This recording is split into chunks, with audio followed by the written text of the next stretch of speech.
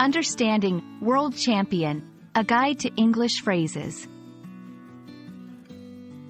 Hello everyone, welcome to our English language learning series. Today, we're going to explore a very interesting and commonly used phrase, world champion.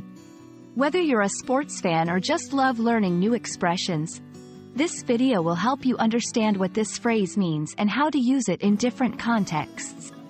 So, let's dive in. The term, world champion, refers to a person, team, or entity that has won a championship in their field at the global level.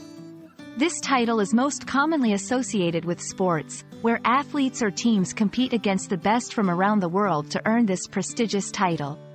However, it can also be used in other competitive fields like chess, robotics, or even in non-competitive contexts to describe someone who is exceptionally skilled in their area.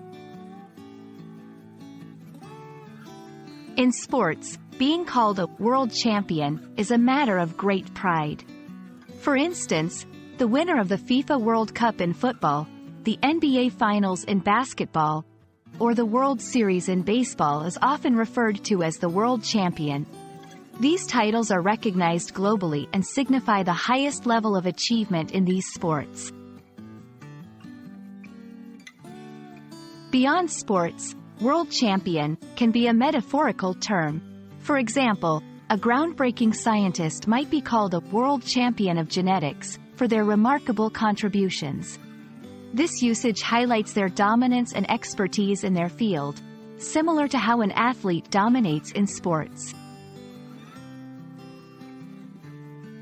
Let's see how to use this phrase in sentences.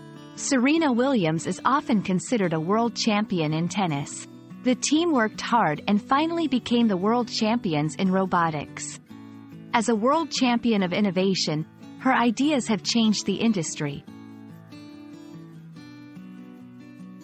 We hope this video has helped you understand the phrase, world champion, and how you can use it in different contexts.